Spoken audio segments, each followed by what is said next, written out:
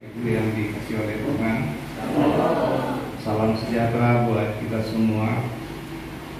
Kami bersyukur dari Makassar kami boleh tiba di tempat ini dengan penuh selamat. Kita boleh sama-sama memuliakan Tuhan di tempat ini.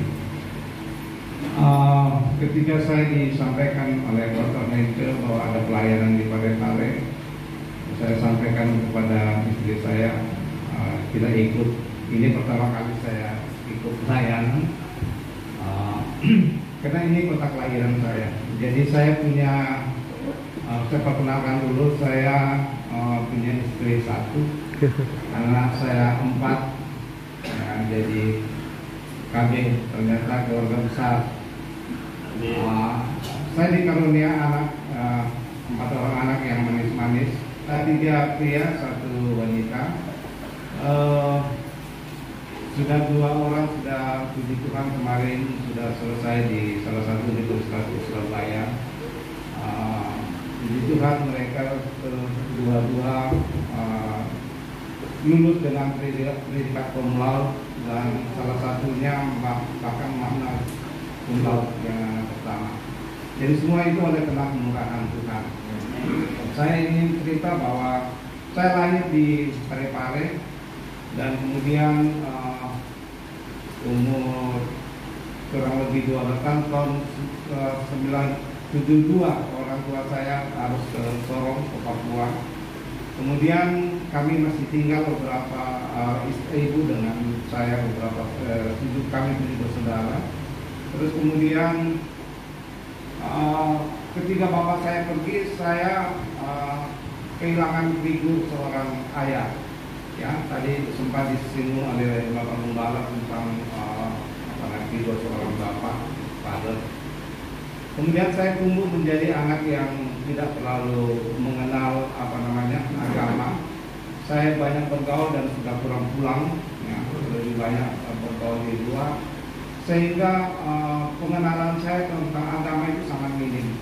Malah saya lebih banyak mengenal sosok bapak itu di tempat lain.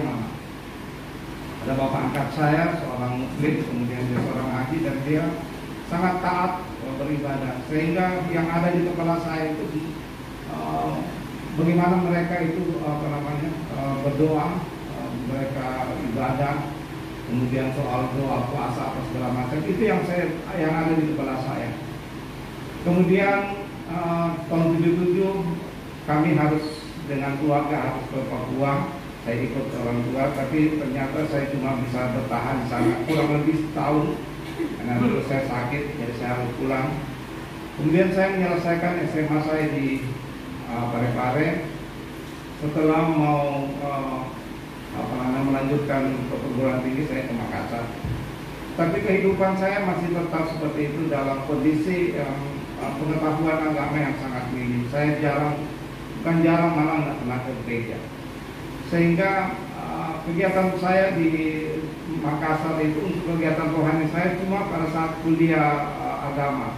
Kuliah agama kami itu digabung dengan semua konvertis dengan perguruan tinggi. Kebetulan saya di Universitas Hasanuddin. Jadi setiap minggu itu kuliah agama itu di subuh hari jam 5. Jadi saya kebetulan rumah saya berada di Jalan Kijang. Setiap kegiatan kuliah itu saya harus lewat di GPDI Bethesda. Di situ saya melihat orang subuh-subuh itu nyebrang untuk berdoa. Saya bilang, oh ternyata ada juga orang Kristen seperti ini. Jadi di situ saya bilang, Tuhan, saya mau jadi Kristen seperti itu. Ya. Setelah itu ternyata Tuhan jawab. Akhirnya suatu ketika ada Raja Romek datang KKR di sana. Saya diajak teman dan kemudian saya datang. Disitulah saya mulai mengenal Tuhan dalam arti yang sebenarnya. Tapi setelah saya hampir selesai kuliah, ternyata saya kumat lagi. Ya. Jadi pemahaman saya bahwa hidup untuk keselamatan itu cukup dengan hidup baik, tidak merugikan orang-orang lain.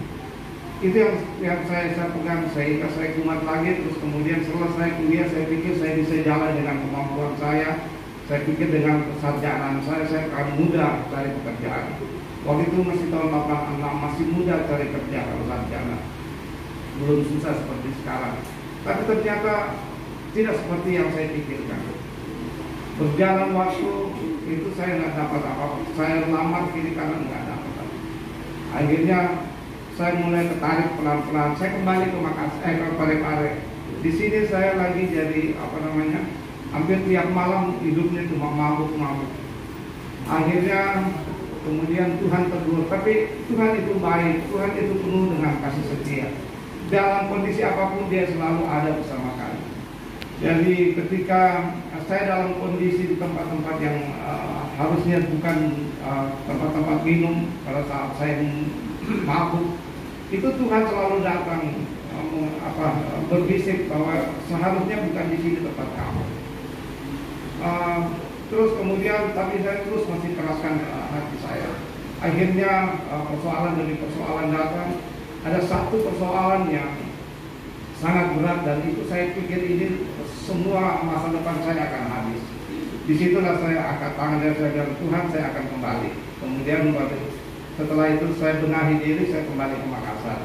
Dan saya mulai menata hidup saya mulai kembali berdoa puasa, saya kembali berserah kepada Tuhan. Akhirnya dapat pekerjaan dan Tuhan pulihkan sedikit demi sedikit. Dan saya merasakan bahwa bersama dengan Tuhan itu banyak sekali keajaiban-keajaiban yang kami rasakan. Apa yang dulu ketika saya melangkah besar dengan kemampuan saya, ternyata saya tidak dapat apa-apa. Saya nol. Itu makan minus. Tapi ketika bersama dengan Tuhan, saya melihat bahwa tangan Tuhan itu adalah tangan yang ajaib. Apa yang saya tidak pernah pikirkan, apa yang saya tidak pernah cita-citakan, itu yang Tuhan beri buat saya. Saya bersyukur saya dikaruniai keluarga yang terus mendukung saya di dalam pengenalan akan Tuhan, dan saya terus belajar untuk itu. Mari kita terus saling mendukung di dalam Tuhan agar kita tetap kuat di dalam Tuhan. Dalam kondisi pandemi juga yang kami lewati itu semua orang mengeluh, tapi puji syukur kepada Tuhan bahwa kami selalu dipelihara oleh Tuhan dan Tuhan selalu baik dalam kehidupan kami. Saya pikir ini yang bisa saya bagikan buat kita. Tuhan Yesus memberkati. Saya dengan tim ada tempat ini. Ya, tadi Pak Albert dan Bu Susan, ya, Pak Agus dengan Ibu Naomi, ada lagi Ko James dan Cerda dan rombongan yang lain ada di melayani di GPDI Bukit Saitun. Dan ini istri saya paling cantik sedunia. Tidak ada yang kalah, saya nggak ada lawan. Ya. Ada saya yang pertama, ya, Nick, yang kedua Ariel. Ya, yang pertama ini sudah kuliah, sementara kuliah. Dan mari kita akan belajar bersama-sama dalam kebenaran firman Tuhan. Kita belajar tentang multiplikasi. Ya, karena tema bulan ini adalah multiplikasi. Ya, kita bersyukur pada Tuhan kita ada di bulan ini. Oke. Nah, Bapak Ibu Saudara, Alkitab mengajarkan agar orang percaya itu harus berakar, bertumbuh dan menghasilkan buah, dan biar buah itu tetap. Ya, amin. Setiap orang percaya itu harus berakar ke dalam Tuhan. Dia bertumbuh ke atas, dia menghasilkan buah, dan buah itu tetap. Amin. Nah, oleh karena itu Alkitab juga mengajarkan agar kita bisa menduplikasikan hidup kita kepada orang lain. Jadi saya bisa menduplikasikan hidup saya kepada seseorang yang ada di sekitar saya, dan dia bisa melakukan apa yang saya lakukan. Dan bukan hanya sampai di situ saja, Alkitab mau dan firman Tuhan mau, bahkan orang tersebut bisa melakukan lebih lagi daripada apa yang saya lakukan. Seperti kata Yesus, kamu akan melakukan perkara-perkara yang lebih besar daripada apa yang aku lakukan. Nah, inilah yang disebut dengan multiplikasi. Berarti saya berhasil menduplikasikan hidup saya kepada orang lain, dan orang lain berhasil mengembangkan talenta yang ada di dalam kehidupannya dan kemudian berkembang. Nah, kita lihat di sini itu buah apa? Nah, Bapak Ibu bisa hitung berapa jumlah buah mangga yang ada di situ? Bisa? Bisa? Kita bisa hitung satu pohon itu kira-kira berapa jumlah buah mangganya ketika dia berbuah. Betul kan? Nah, kita bisa hitung itu. Oh, mungkin ada sekitar 100 buah, sehingga kita bisa kasih ke penjual, oke, kamu borong satu pohon ini harganya sekian, kira-kira berapa buahnya. Tetapi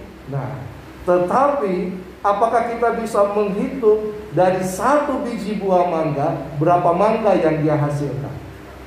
Bisa nggak? Bisa tidak? Kita bisa menghitung jumlah buah mangga dalam satu pohon, tetapi kita tidak bisa menghitung jumlah buah mangga yang akan keluar dari satu biji mangga. Betul? Betul? Nah, itulah potensi yang Tuhan berikan. Nah, setiap manusia itu mempunyai potensi untuk bermultiplikasi. Tidak ada yang tidak. Setiap kita punya potensi untuk bermultiplikasi, untuk semakin bertambah banyak. Nah, slide yang berikutnya mari kita lihat bersama. Kejadian pasal 1 ayat 28. Kejadian 1 ayat 28, di situ dikatakan Allah memberkati mereka. Lalu Allah berfirman kepada mereka, beranak cuculah dan bertambah banyak, penuhilah bumi dan taklukkanlah itu, berkuasalah atas ikan-ikan di laut dan burung-burung di udara dan atas segala binatang yang merayap di bumi. Nah, potensi atau proses multiplikasi itu bukan Tuhan yang memberikan kepada kita, tetapi itu sudah ada di dalam kita, sudah ada di dalam diri setiap kita. Nah, kenapa demikian? Karena ayat ini berkata, beranak cuculah, bertambah banyak, penuhilah bumi dan taklukkan. Dalam bahasa Inggrisnya itu jelas sekali di situ dikatakan, and God blessed them. And God said unto them, be fruitful, berbuah lebat, ya, dan multiply, berkembang biak, bertambah banyak, dan penuhilah bumi. Jelas bahwa ketika Tuhan menciptakan manusia, nah, potensi untuk bermultiplikasi ini sudah ditanam secara otomatis di dalam kehidupan manusia. Tuhan ingin agar supaya kita beranak cucu. Jadi yang belum menikah segera menikah. Tuhan Yesus sudah mau datang. Ada yang masih mencari pasangan hidup? Ada? Yang di belakang jangan angkat tangan. Ya, Ko Hendrik ya. Ya, carilah ya. Tetapi bukan hanya berarti itu merupakan anak jasmani kita saja, tetapi beranak cucu juga berbicara tentang menghasilkan anak-anak rohani. Tadi proses duplikasi itu tadi yang saya katakan. Nah, jadi semakin bertambah banyak itu berbicara tentang dalam bahasa Ibrani rabah, R-A-B-A-H. Ya, slide berikutnya. Rabah. Apa arti rabah?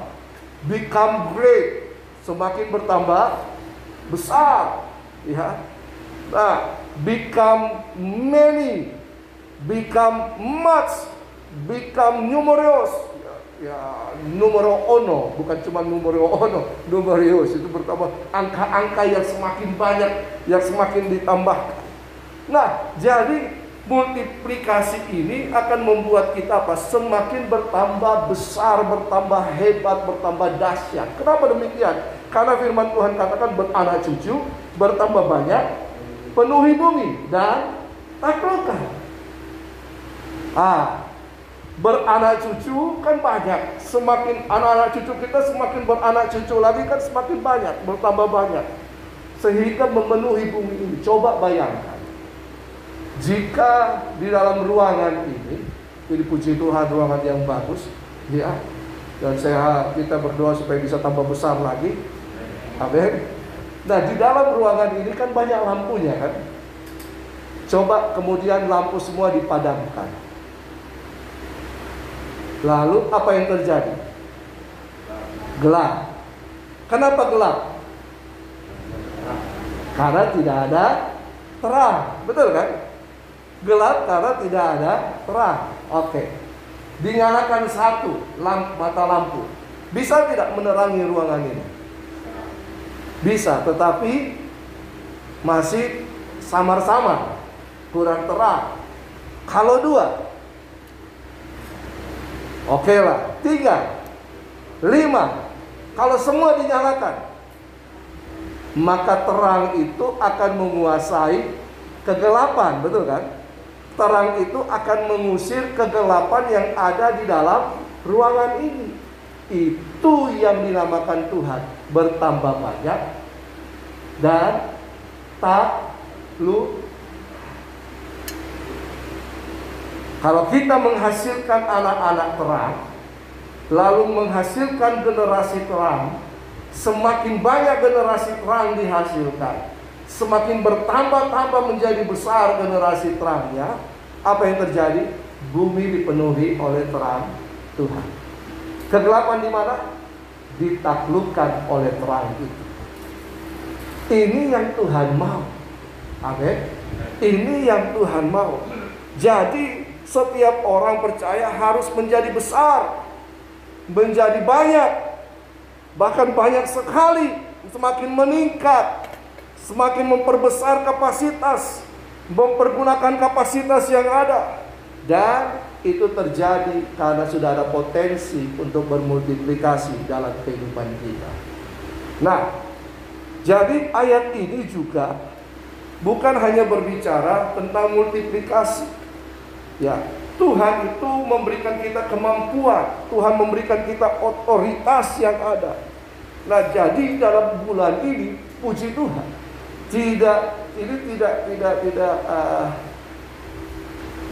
karena terjadi dengan sendirinya, tapi ini rencana Tuhan bahwa bulan ini kita berbicara tentang multiplikasi.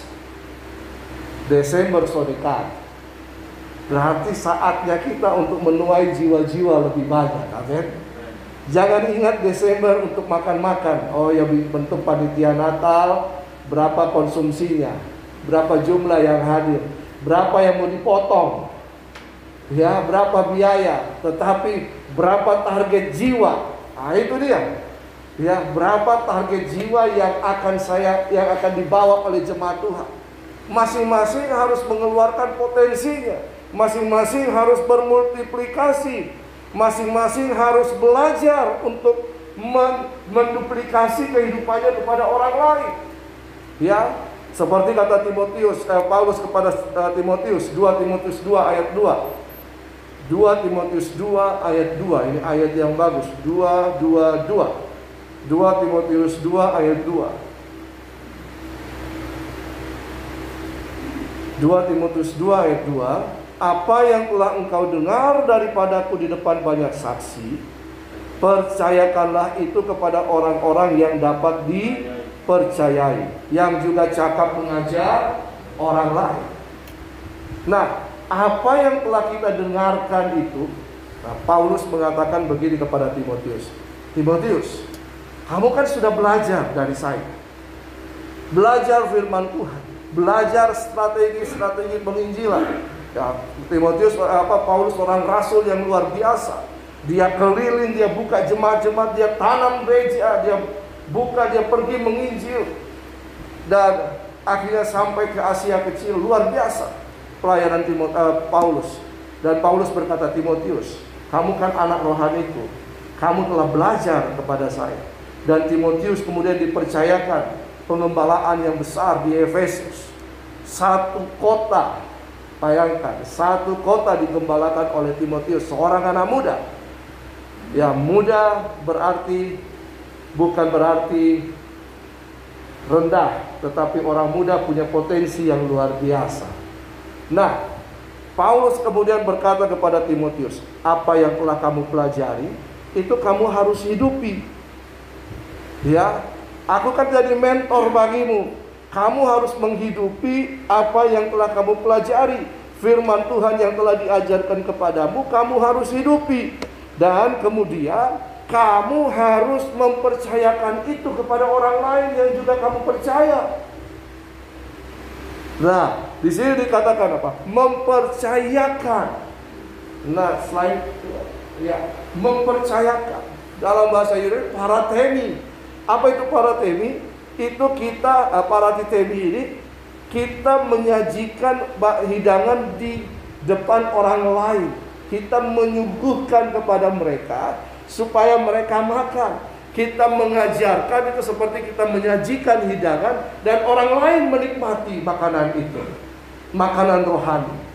Nah, itu yang terjadi, dan ketika mereka menikmati makanan rohani, disajikan di depan siapa? Di depan orang yang dapat dipercaya. Orang yang dapat dipercaya ini, poin berikutnya dalam bahasa Yunani, pistos. Apa itu?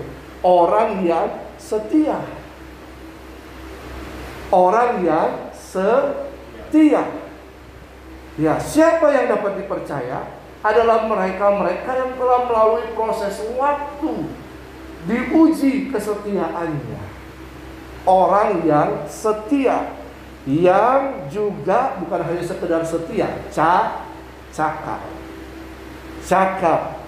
Dia mampu teruji beberapa waktu, kecakapannya keluar, dan dia cakap untuk apa? Mengajar lagi orang lain. Nah, ini proses multiplikasi. Paulus mengajar kepada Timotius. Timotius harus mengajarkan kepada orang lain yang cakap dan dapat dipercaya, yang setia. Dan orang ini bisa mengajarkan kepada orang lain juga. Ini yang dinamakan proses multiplikasi. Jadi gereja, nah ini harus kita perhatikan. Gereja harus bertanggung jawab dalam proses pembinaan ini. Ya, gereja harus bertanggung jawab dalam memelihara dan juga mempertahankan kebenaran firman Tuhan. Bagaimana caranya? Tadi Paulus mengajar kepada Timotius, Timotius mengajar kepada orang lain. Sehingga pengajaran firman Tuhan itu tetap turun-temurun dilakukan. Dan ini merupakan proses multiplikasi. Nah, gereja harus bertanggung jawab di situ, supaya jemaat bertumbuh secara rohani dan mereka tidak gampang dicemarkan oleh berbagai ajaran-ajaran yang sesat. Nah, ini penting sekali dalam sebuah komunitas, dan pembinaan ini itu berbicara tentang pemuridan dalam komunitas. Ya, pemuridan di dalam komunitas. Gereja punya komunitas, iya. Apa komunitas gereja? KK, komunitas sel kerajaan. Di sini masih pakai KK atau KM? Harus rubah ke KK. Ya, itu sudah menjadi keputusan. Jadi KK, komunitas sel kerajaan. Nah, lalu kemudian ada lagi komunitas-komunitas yang lain, komunitas ibu-ibu, komunitas bapak-bapak, komunitas anak muda. Dan ini merupakan komunitas menjadi sarana untuk kita memuridkan. Dan ini merupakan tanggung jawab gereja. Tidak bisa tidak. Gereja harus ada di depan. Nah, siapa gereja itu? Gereja selain lembaga, gereja itu adalah saya dan saudara. Amin. Ya, kita selalu berkata gereja gedung, gereja lembaga, gereja organisasi. Tapi yang lebih penting, gereja itu adalah saya dan saudara. Jadi saya dan saudara bertanggung jawab untuk ini. Tidak bisa tidak, oh ini nanti Pak Gembala yang kerjakan. Tidak. Oh ini nanti siapa hamba Tuhan ini yang kerjakan. Bukan. Tetapi kita semua harus terlibat di dalamnya untuk mengerjakan hal ini secara bersama-sama. Dengan apa? Bertanggung jawab dan setia. Amin. Bertanggung jawab dan setia harus dikerjakan. Nah, hal ini berarti, gini, ketika kita mau bermultiplikasi, berarti kita harus mengembangkan semua potensi kita. Tuhan itu memberikan kita potensi, kemampuan. Betul kan? Kalau kita baca talenta, potensi, karunia, bakat, itu semua Tuhan berikan dalam kehidupan kita. Tuhan telah tanamkan, install dalam kehidupan kita. Nah, semua potensi ini dikembangkan untuk apa? Untuk dapat menghidupi semua pengajaran-pengajaran yang diberikan. Slide. Menghidupi pengajaran-pengajaran yang diberikan. Nah, kata menghidupi di situ berarti apa? Coba kita baca bersama-sama. Pengajaran itu telah berproses dalam hidup kita, dan kita telah mengerjakan pengajaran firman itu. Amin. Jadi ketika kata menghidupi itu berarti pengajaran itu telah berproses dalam kehidupan kita. Ya, firman Tuhan itu telah berproses dalam kehidupan kita, dan kita melakukan firman Tuhan. Itu menghidupi. Nah, ketika kita menghidupi, maka itu akan menghasilkan keteladanan. Yang percaya katakan amin. Nah iya, kalau saya menghidupi firman Tuhan, maka yang keluar dari kehidupan saya adalah terang itu. Dan orang lain akan melihat terang itu. Mereka akan mengikuti apa yang saya lakukan. Ini yang namanya proses keteladanan. Nah, setelah itu, keteladanan ini itu akan berbicara kuat dalam proses multiplikasi. Sekali lagi, keteladanan akan berbicara kuat di dalam proses multiplikasi.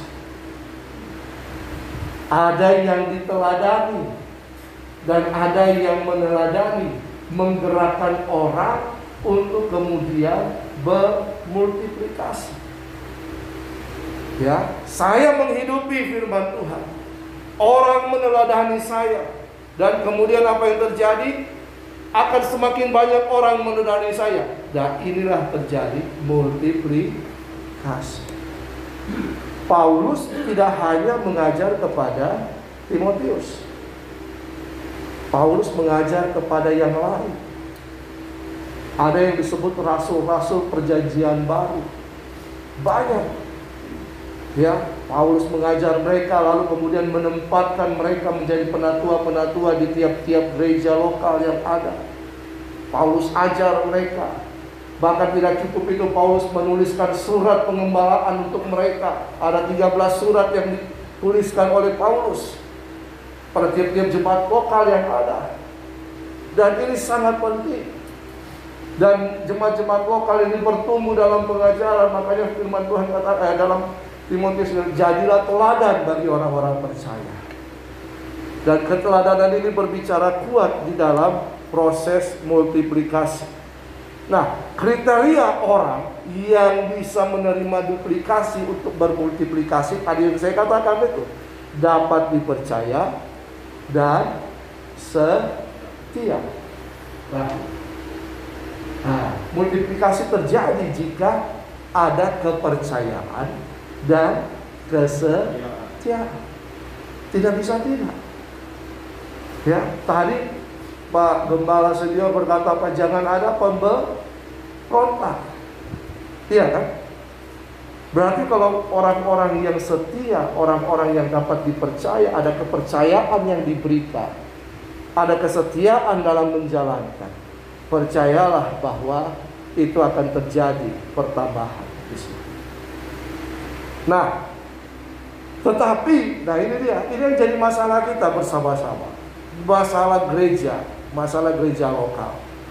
Tetapi banyak orang yang sudah bertahun-tahun di dalam gereja, yang kesetiaannya telah teruji dengan baik sebagai pengikut, sebagai jemaat, tetapi tidak mau masuk dalam proses multiplikasi. Ada di dalam gereja? Ada? Sedikit? Banyak? Ya, banyak. Mereka sudah teruji oleh waktu, tetapi mereka tidak mau melakukan proses ini.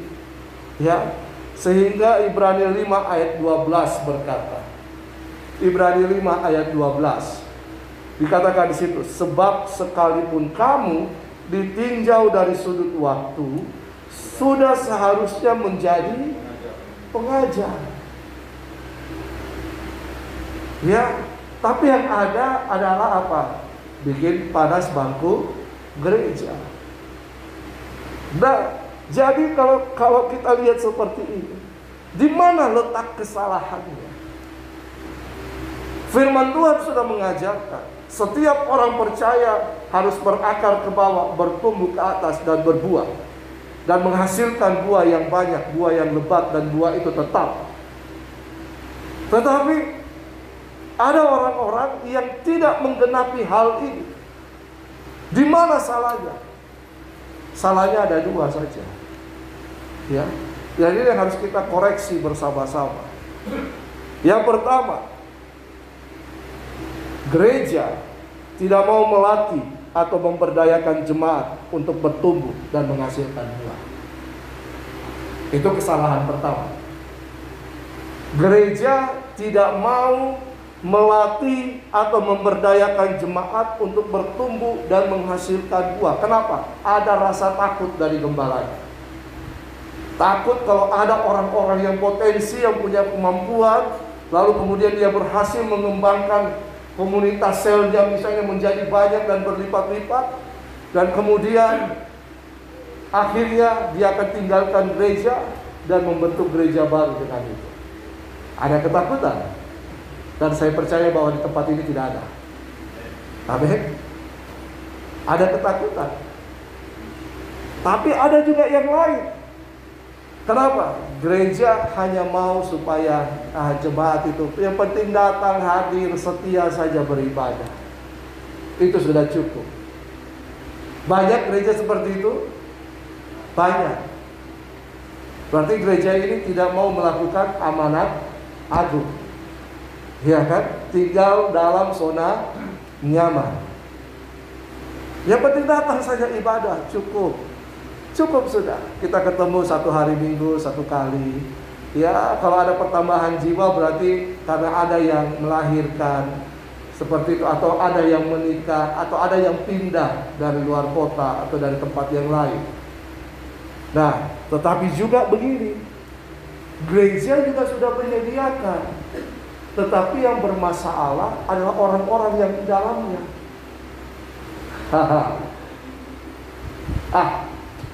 Saya tidak mau latih dia. Jangan-jangan nanti dia ambil posisi itu. Paham? Janganlah. Pokoknya saya mau pelayanan ini hanya milik saya. Hanya saya saja. Tidak boleh ada orang lain.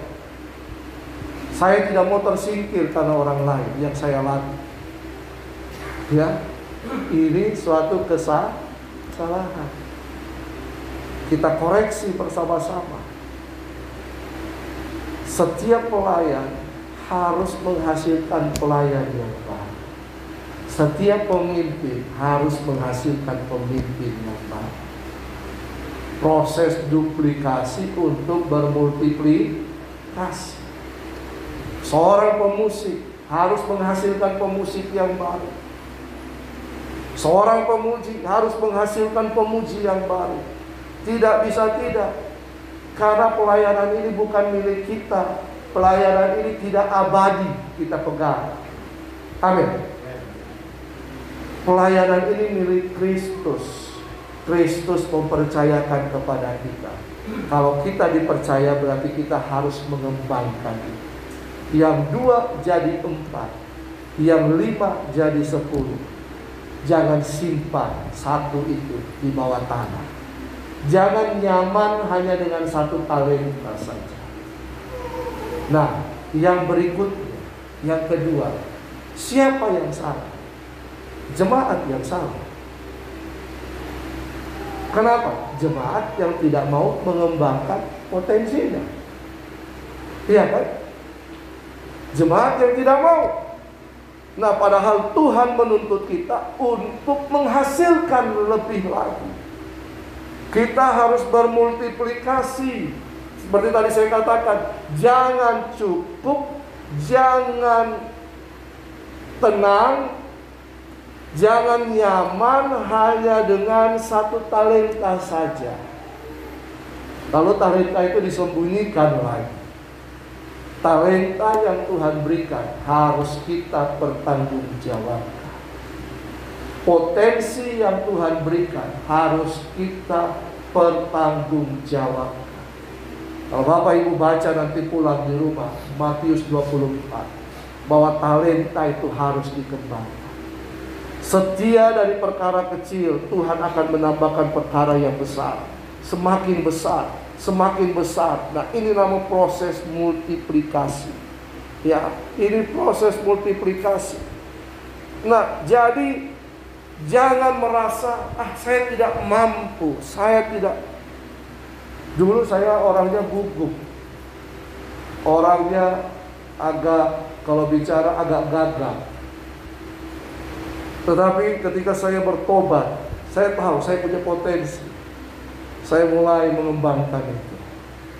Ya, saya disuruh sharing di sekolah. Saya ditunjuk sebagai bagian.